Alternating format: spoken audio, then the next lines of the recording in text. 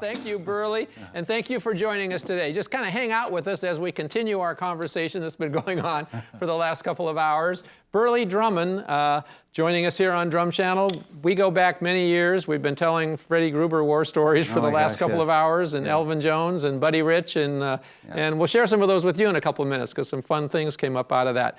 Welcome on Facebook Live for joining us also. We appreciate you coming on board. You're going to be able to see us on DrumChannel also, drumchannel.com, where you'll be able to get 6 free lessons, 6 free shows. And we're going to have a little contest here. It's kind of a fun thing that we do. And I thought what we would, all you have to do is get into the DrumChannel live chat, and we're going to pick out what we think is kind of the weirdest or the best or the strangest or the question that stumps the drummer, whatever it might happen to be. That might be all of them. And you're going to win an LP Black Box Cajon, which is actually an award-winning cajon, the LP Black Box Cajon. It's one of LP's most popular cajons. Cajon being kind of a drum set in the box. If you folks out there haven't played at all and you want to kind of experiment with playing drum, you play cajon. I love cajon. We should be doing a cajon lesson. What are we doing here? A cajon is so fun. I mean, it's amazing how much of the drum set sensibility it covers. It is. You know, it's amazing. You can do the whole gig on a cajon. However, I don't know if you can answer the question, if 4 is 3, then... Well, 3 must be 4. Well, it must, yeah, if the, must be. It must be. Right. So we had a lot of fun this afternoon doing some Secrets of the Pros with Burleigh on that specific subject, and we want to talk to you a little bit more about it tonight and how it worked into your playing with the band Ambrosia. I don't think we've mentioned that yet. How many Grammys were you nominated for? 5 Grammys. And top 10 records? I think we have 5 top 10 records and 5 Grammy nominations. Yes, yeah. And the way Burleigh plays with Ambrosia is the way he plays with Ambrosia and does a quintessential job of that, by the way. The time feel, we're going to talk about that in a little bit too.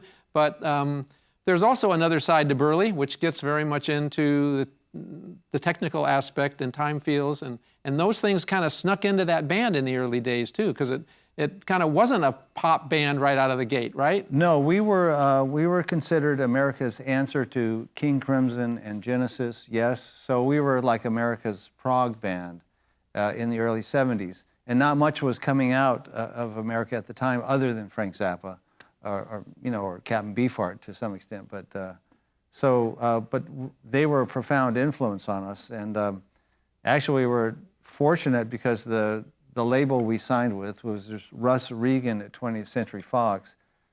We had done 50 demos of songs, 50 different songs, from country to pop to, you name it. And but we did these 3 tunes that were proggish, by nature. And he came in and he heard all the songs and he said, "Man, they all sound great, but these 3 tunes, I don't have anything like that." He goes, "That's what I want, I've got Barry White. I don't have that." They didn't have Burleigh. Yeah. But interesting story. Out of college, where you studied? I studied at UCLA, and I was a music major. But what happened to me was I got intoxicated with the ethnomusicology department, and so basically, at UCLA they had this huge basement which was full of instruments from all over the world, and I just get lost down there, and so. Spent 4 years with an African master drummer named Kwazi Badu doing the African drum ensemble and Javanese gamelan, all those kind of things. And so I really got taken with ethnic music, On drumchannel.com, search in our Secrets of the Pros, because we had talked to you about that. Yeah, and we have you here demonstrating some of that. Right. And also, Ambrosia and Friends, we have the pilot television show now on DrumChannel in our entertainment section, so you can see Burleigh playing live with the entire band also. Right. Yeah. But carrying it one step further, you're in college, you're about to take your final exam, and just before Ambrosia got, the record deal. So my last year at UCLA, and thinking I'm just going to go ahead and take the finals and all that, and then I had befriended Ian and Ruth Underwood from Frank Zappa, and Frank was looking for a drummer. So Ian threw my name, and I went down and played, and I kept coming. He kept having me back for 2 months. I never really knew if I had the gig. I was so young, and how old you were? So I must have been 19, in college, and maybe 20. But he kept having me come back, and I didn't know it was whether he couldn't find somebody else or he just wanted some kid to suffer, But I mean, the minute I started doing those rehearsals with Frank, I mean, literally, I think I slept 1 hour a night. I would pore over the charts at night. I'd go in and just by the skin of my teeth get through the charts. And, but he kept having me come back. So I forgot I was going to school. I mean, but in essence, that was my, that was your final exam. That was my final, yeah. So it was probably the headiest 2 months of my life. And I'll never forget them. But I forget. The pivot point was you had to tell him. Oh, that the band... So Ambrosia gets an offer. Gets our first record offer. And I went to Frank and I said, Frank, my band got an offer to, a record deal. And he goes, that's your band, right? And I go, yeah. And he goes, well, get out of here. Go. You got to go do your own band. So, anyway. Interesting. That was his perspective on the world. Is I hear these stories from so many people. It's like, it's great to have you here, but if you're in a band, you got to stay with your band. I really appreciated him for that. It wasn't about him. It was about you got to do what you got to do. Explain a little bit what we're going to get into today. A touch of what we did a little bit earlier. Okay. Well, so there's basic polyrhythms that I'm sure you've all heard of: 3 against 2, and then 3 against 4. So this was 4 fits into 3, then 3 fits into 4. So basically what the idea was, taking a bar of, say, 12/8, which is 12/8 notes, and the usual pattern is they're divided in groups of 3. So 1 and 2 and 3 and 4 and 1, 2, 3, 2, 2, 3, 3, 2, 3, 4, 2, 3. So my bass drum is playing 4 beats, but it's dividing the 12 into 3s. 1, 2, 3, 1, 2, 3, 1, 2, 3. So what you could also do with that is play a grouping of 4 with, say, your left hand. 1, 2, 3, 4, 1, 2, 3, 4, 1, 2, 3, 4, 1, 2, 3, 4, 1, 2, 3, 4, 1, 2, 3, 4, 1, 2, 3, 4, 3, 4, 1, 2, 3, 4. So I've always been fascinated with that. And for instance, Ambrosia has a song called Time Waits for No One on our first album, which is dedicated to Leonard Bernstein, who we learned a lot from. But it starts off with a 12/8 pattern. A big intro, 12/8 intro. But then as soon as the verse comes, it's into this. It takes it and puts it in 3 and plays it a totally different feel. So instead of going 1, 2, it goes 1, 2, and 3. But it's the same thing.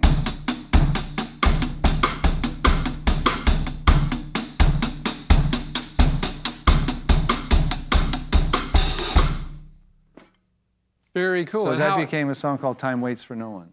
And how that applies into the band. Let's get into that a little bit, and we're going to talk a little bit about some Freddie Gruber stories that you learned from Freddie, about your time feel also, and how you play that. Show us how you would, how some of those things would work into what you'd be playing with the band again, how that worked with the time feel in that song. Okay, well, say this basic intro is in 12/8, like this basic groove.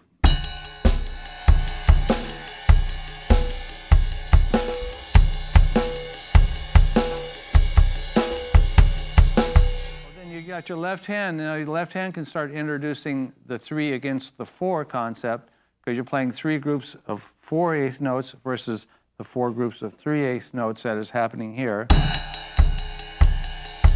That's the 4, this would be the 3.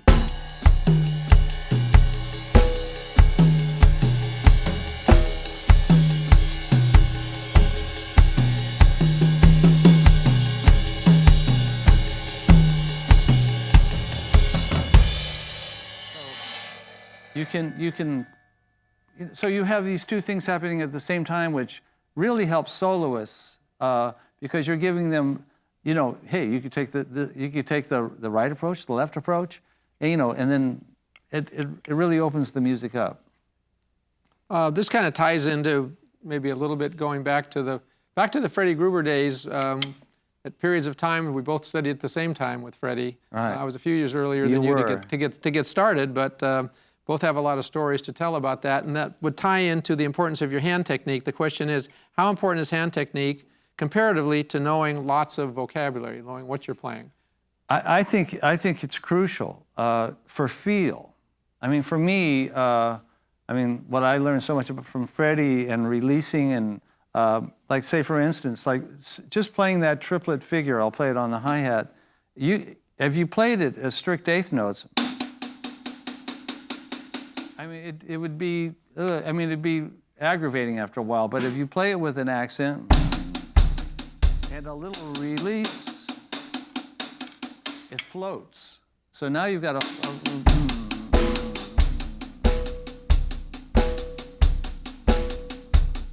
which feels so much better than. So you have a pulse happening, and you could change the pulse too. You could play that in groups of 2, which creates a polyrhythm going. Instead of going 1, 2, you can go.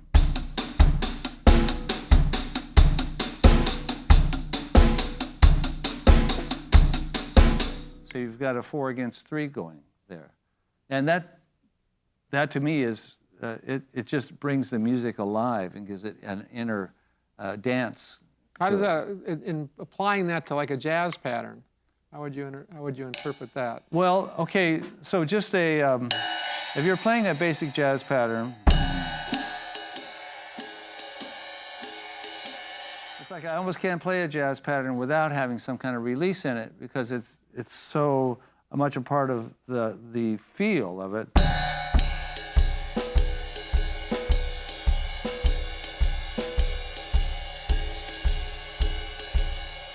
I know a lot of people do it a lot of different ways, but this is the, you know, I'm kind of on this French grip thing now.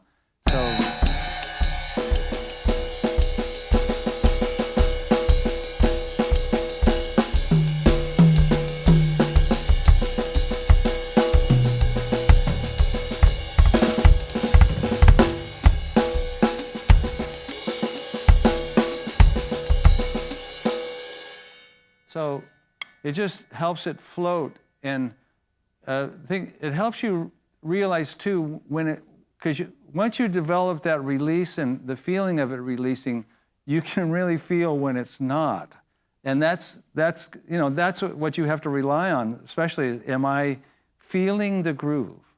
Because if you're not feeling it, it's going to be hard for anybody else to feel it. You know, those kind of motions that with the releases built into them help you keep and sustain a feel, and I think that's probably one of the biggest lessons I learned from Freddie, is that if your body isn't doing the dance, it's going to be hard to make people want to dance. That's probably not the answer that you were thinking you were going to get, because usually when drummers are talking about technique, they're thinking chops. You're really bringing into the picture that how your technique affects your time feel and what you're playing, as opposed to technique equals speed. No, technique can also equal the way you're sounding on the drum set. Oh, absolutely. It totally it brings the sound out of the drum. If the stick is not being forced into the drum or deadened into the drum, but comes off the drum with a release, the cymbal sings, the drum sings. So, and how you hold the stick is going to subtly, but also affect the sound you get off your cymbals and your drums too.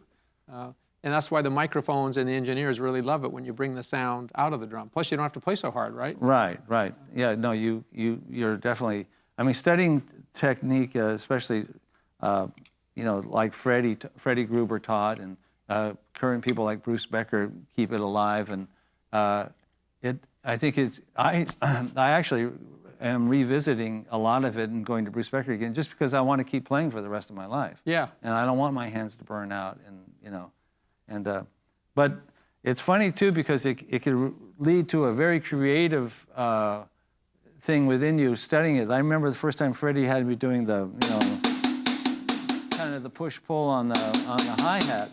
You know, I wouldn't stop playing that. And so Ambrosia, during our rehearsals, you know, 6 hours a day, every day, I played that so much that the band wrote literally 8 songs with that. One of them being a big hit, biggest part of me. So you took the exercise from Freddie, and you were sure. It's a problem because when you are practicing 4 or 5 hours a day, it's hard to go to the gig and not play it. And not play it. And have it yeah, work. it's in your psyche. But you know, I don't feel bad because we get to back up Michael McDonald once in a while, and he was studying piano. He was taking piano lessons while he was writing a lot of his big hits. And a lot of them became an exercise. One of the exercises became one of his biggest hits. What a Fool Believes, yeah. I think. Wonderful. For fun, if you could, we'll get a close-up. If you could grab the crash cymbal and do the push-pull, we can get a shot of the inside of your right hand that way a little better. From the jib. I don't even know if I'm doing it correctly anymore. You can see it there, yeah. Does that look right? Yeah, that's it, yeah. Now, there's so many variations on this. Like, I grew up, I mean, in the days with Ambrosia, I grew up more with my hand over. Now I've gotten more and then, but if I have to go very, very fast, like on something like I keep forgetting you know, then I actually put the stick back into the palm and use more, I actually make it tighter. I seem to get more speed doing that, so. And you're more relaxed. That was a big thing with Freddie, relax. Yeah. Remember that? It was always like... he said that when I walked in the door. Relax, kid. What styles are most important to learn as you play drums today? That's kind of a pretty generic question. What styles are the most important to learn on how to play drums? Well, I think, first of all, I mean, you should start by learning what interests you, because that's why you're playing, because you're attracted to that kind of music and that kind of style. So, you know, I mean, like, if you really, really like, you know, metal or speed or all that stuff, you know, don't force yourself to just study jazz thinking that you have to, I mean, practice what you want to play. But you owe it to yourself to go back and learn I think the heritage of drums, because everything has so much to offer. Like the jazz technique will greatly enhance your metal playing, because it'll enable you to play faster with better technique, but it'll also give you a better feel. Any books that you would suggest are good to study for somebody who's just learning how to play, playing about a year? He feels stuck in what he's practicing. Well, that's an interesting question.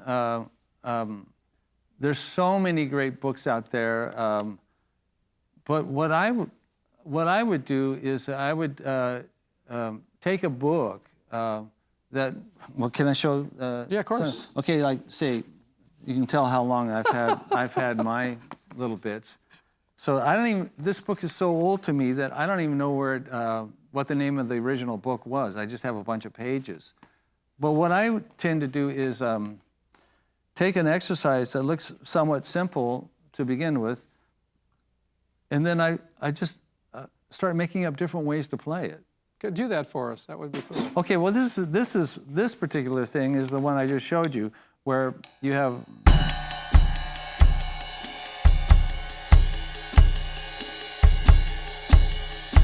Okay, so I thought that was interesting, but what I play, that's all there is. So I figured, okay, well, what if I start adding the 3 against the 4?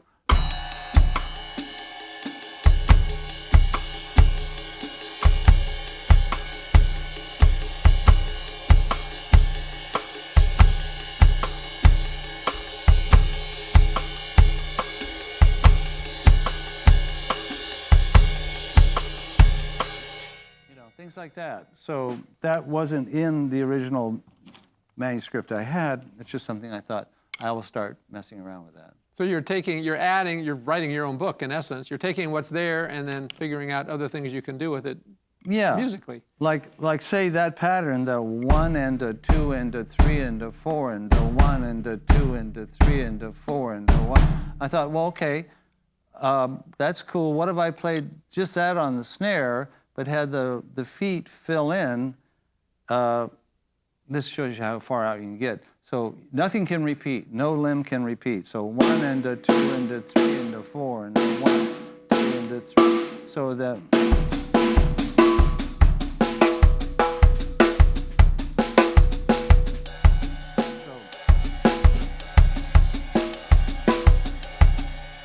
So you start different ways of orchestrating it. So 1 and a 2 and a 3 and a 4 and a...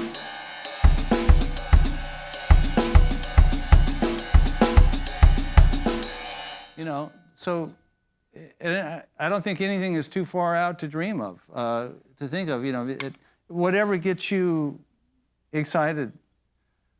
You know, I feel like I've deserted your question, though, about, yeah, there's so many great books, and I just... the mainstays of, you know... Oh, I mean... stick control. Stick control, all that. But stick control, you know, there's so many... take those exercises and put them on the drums. You know, I mean, practice, of course, on your pad and practice them for just sheer technique, but put them on the drums and see what kind of music you can make out of it. And let the music drive you. Most, all of the lessons on DrumChannel have download transcriptions, which actually become written material, become books, or pages out of books, in case we don't even need a cover, as Burleigh doesn't need a cover. He's just got the pages left out of some book that he's got.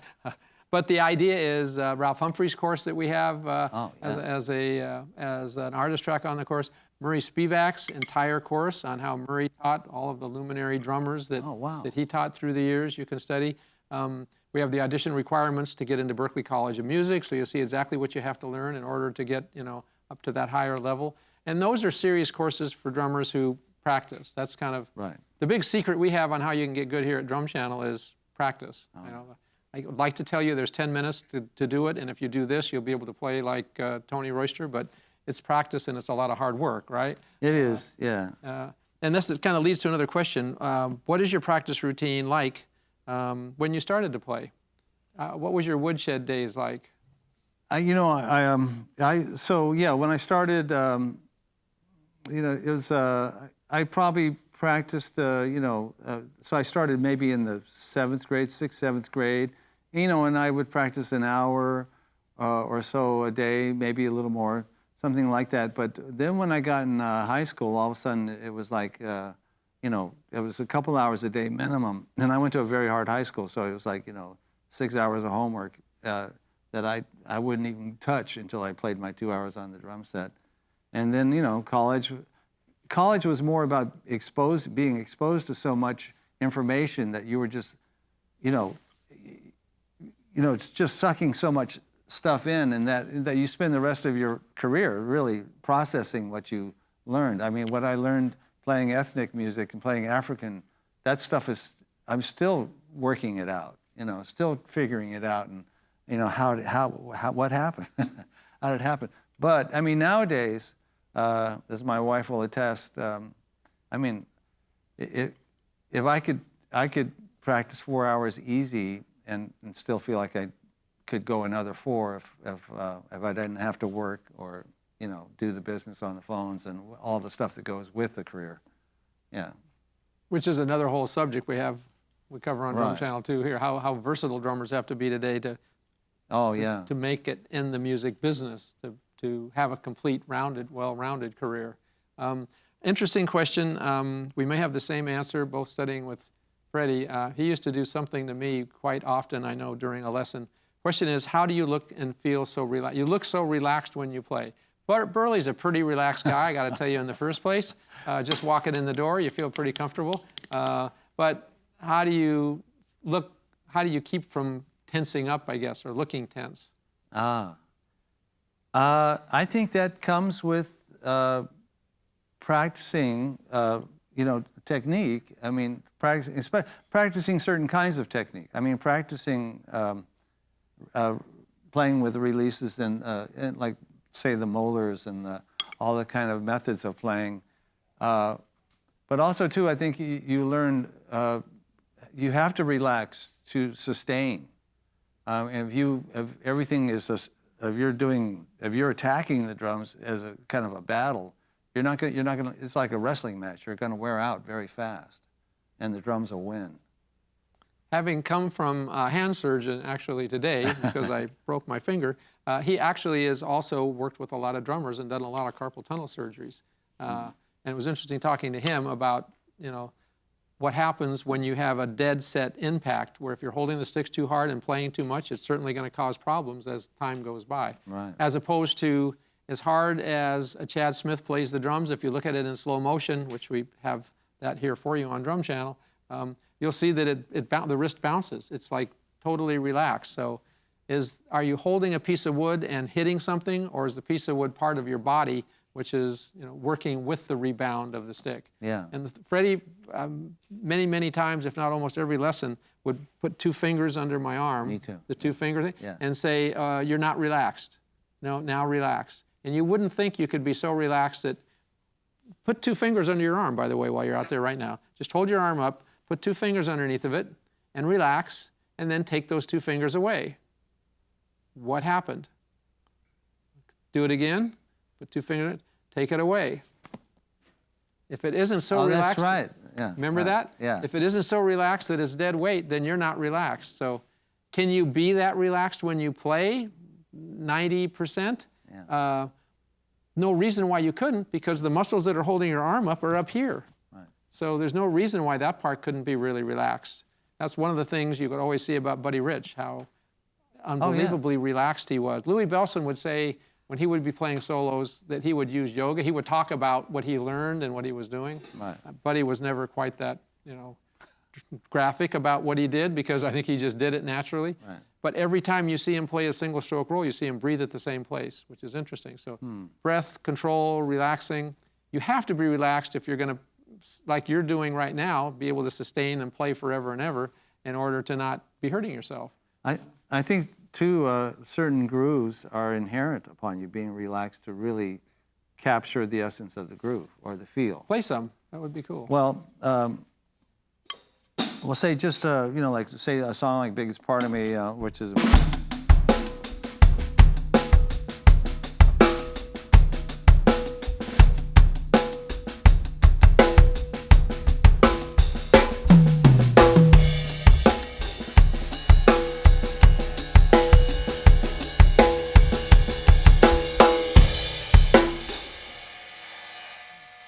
So, to sustain that and make it have the pocket, you have to almost breathe.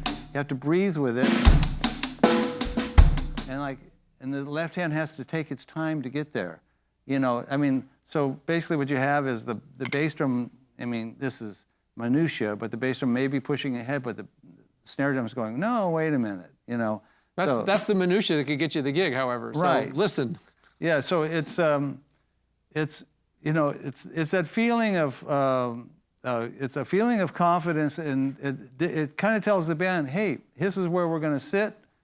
Just go along for the ride. Enjoy it. And it's a combination of breathing. The way you.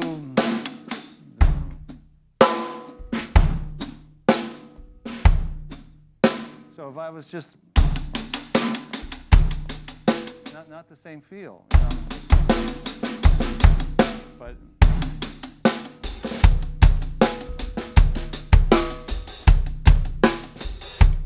It just has your body is feeling what you want the music to be. So Day and night difference, sitting here from playing one to the other. Yeah.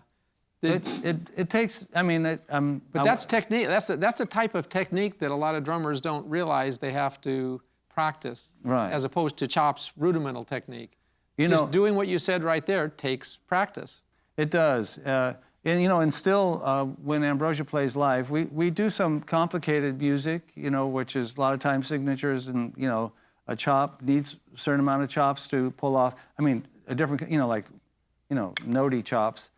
But even so, I mean, you know how you go out and play sometimes, and sometimes, man, it's like you can do no wrong. But, it's like everything you're doing is golden, and it's perfect, feels great. Oh, you're great. And sometimes the band's not, just instantly gelling, or what, or you're not quite in your thing. So what I always try to revert to is I really just concentrate on where I'm putting the kick drum and the snare drum at first, and make sure the pocket is the best I can make it feel, and really relax and try to find that. And then once I really feel, that it's settled in and we're all on the same page, then I can start playing freer, or playing, the stuff will start coming out, like the fills and things like that, because I feel confident about where my home is, where the groove is. But if I start just trying to play a lot of fancy stuff at the beginning, usually it doesn't have the best result. I usually have to ground myself at the gig first and feel really comfortable, and then I feel free to go. Lock in. Yeah. I recently interviewed Mick Fleetwood on the site. I've told the story a few times, but I asked him about where he got his time feel from, or did it just, was it natural to him? Because when you hear him play, it is such a deep pocket, and you can check it out on the site. I won't get into the details of it, but I got a completely different answer than I had expected. He actually had a pivotal point in his career where he realized he needed to get that together because he didn't have it together like he thought he did. Yeah. So he learned it, or he made himself aware of the fact that there was another world out there of playing, just like when you played those two beats. But did you have a point in time where, I think every drummer, of course, goes through the chops stage of wanting to get it all out, but where you realized there was a difference between what you played one way and what you played another way? Was there some point where something came up where it was like, hey, wait a minute? For me, one specifically was Freddie showing me that feel, and the minute I started feeling that, I was like, wow, and then all of a sudden it made me realize that effect, how you play everything, or the approach you take to it, is as important as what you're playing, because it has to have a feel connected to it. It has to have a delivery, that it has the intention of what you're trying to get. And I think the feel a lot of times is in the delivery. And it's like they're saying, what's more important, the note or the space between the notes? It's almost the space is the feel is in the space. Sure. Yeah. But Mick Fleetwood, I got to say, he was one of my biggest. We toured with them when they had their, the final group finally came together, and they had Over My Head, that single, and they were touring. I think we did 6 months with him, and I watched him every night, and every night he blew me away. Wow. With his feel. So he was a huge influence on me, yeah. I want to remind you, get into the live chat. I've got a question coming up here, which could be one of the potential winners, but get into the chat because you're going to be able to win an LP Black Box Cajon. We're just going to pick somebody at random here at the end of the show and let you know who gets it. Kind of just a little fun thing that we do. But looking at the way Mick played, looking at the way you play, how can a drummer? What could a drummer do in his practice routine? They all practice a lot with a metronome. You hear that a lot. Right. How do you think that is an asset to somebody obviously keeping their time, even because you have to do that in today's world, but finding a feel? Do you actually try and lay back a little bit with it, or play a little ahead of it, or? I think that really comes down to, I think, the style of music you're playing. That'll dictate how, if you're like Stuart Copeland, where you're like driving, or are you, playing for B.B. King, where you're really defining a pocket, and, so a lot of it depends on the music that you're playing. I think by all means studying with somebody that can show you these things, like somebody like a Bruce Becker or like Freddie Gruber. Fluidity of. Yeah, it'll only do you a world of good, I promise. but then also too, I think, you know, really, really, really scope out drummers that you appreciate their feel, like, and how are they doing it, and watch how they move, and see if you can assimilate some of that into your playing. You know, I mean, playing along to music, like I say, if you hear a great shuffle track, you know, play along with it to the point where, you know, you can actually, your body will start looking for, you know, it'll start trying to figure it out, like how is he landing there, you know, and then you'll find the movements to. It'd be fun to do what you did a little bit. If you could play a little shuffle kind of with a feel, listen really close, and maybe it's hard for guys to do this, and to have you do it so it's a little tight and then a little loose, and they can hear it differently. I'll try that. So I'll try to. I asked Chad Smith to do that once on Phil's Going Around the Drum. I said, play him a little uneven. Play it a little uneven. It's just, I gave up because he couldn't play it uneven. It's just, you know, he's never heard, he doesn't know what that means or how you could ever do that, you know. Right. Try a shuffle thing. That would be okay, so, a good one to explain it. I'll try to be awkward at first. Okay, so thus.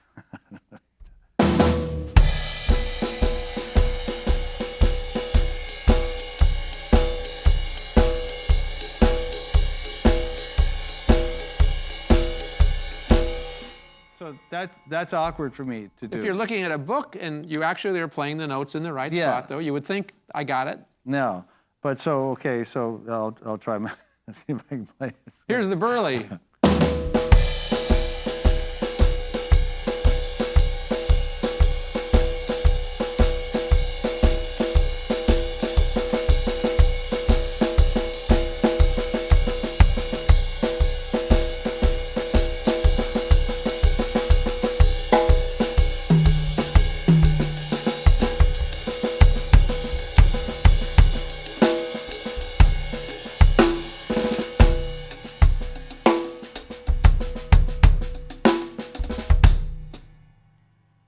Definitely had the swing. Oh.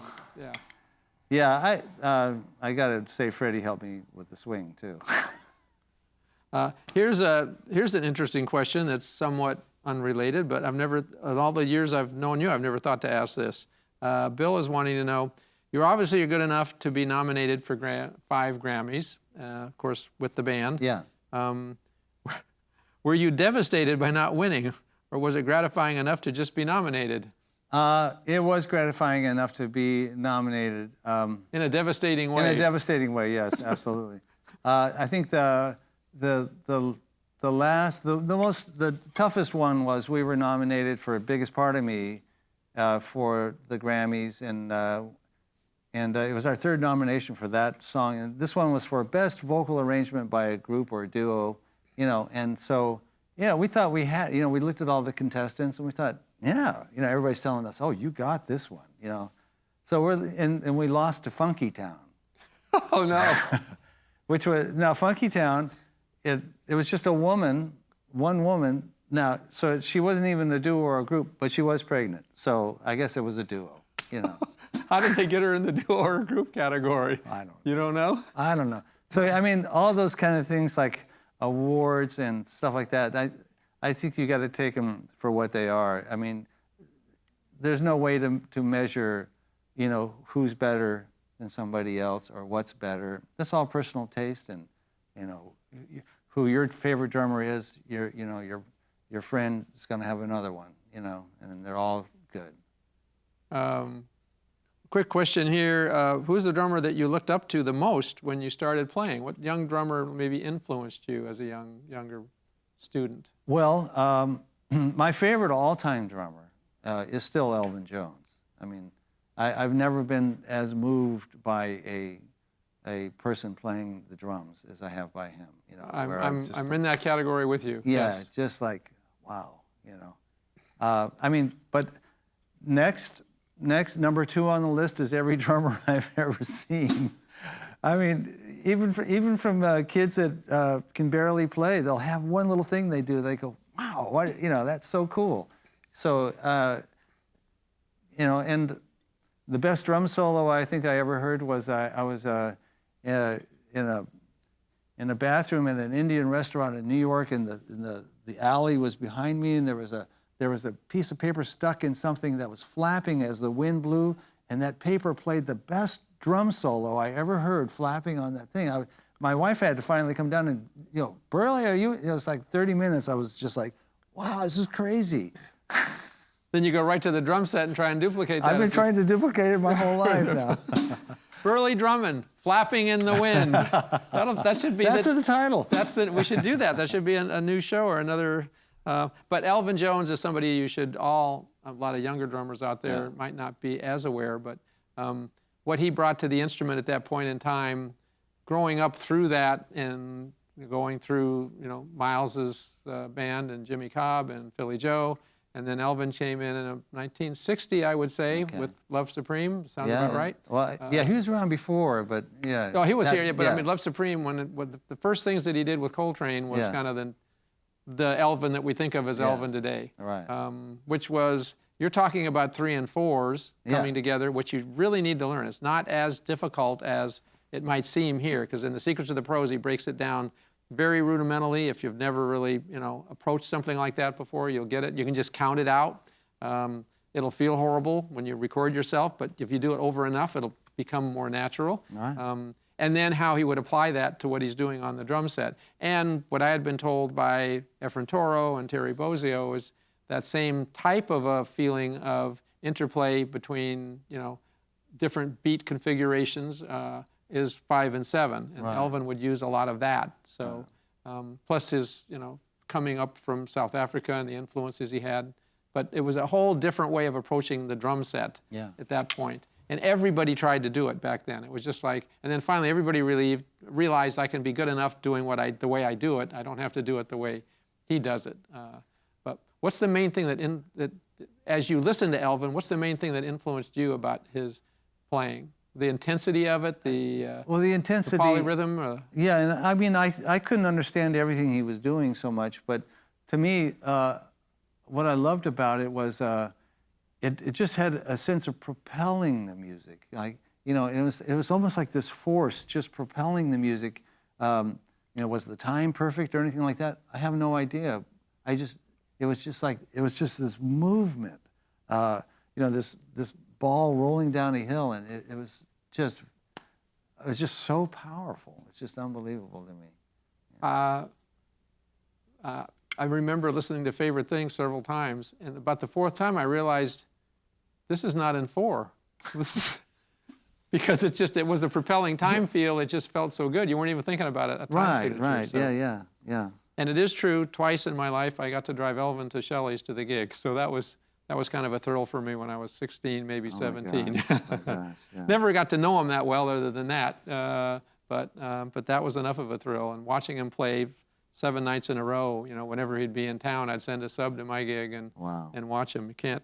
But those are experiences that you can, you need to relive by going back and seeing where it kind of came from, the whole history of the instrument. Can't thank you enough for joining us today. Oh, my pleasure, totally. It's an honor. This is really good. To close up, there was something that Freddie showed you that was a little compound thing. Show me what that was again, that you applied to a few songs. Oh, okay. Well, one of Freddie's exercises was, just say playing paradiddles by opening up.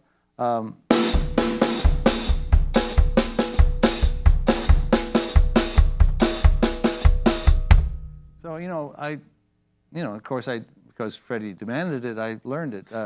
But then later on, like say in Time Waits for No One by Ambrosia, and then another song called The Brunt, I started doing that kind of stuff like with odd times. I think this one is 21/8.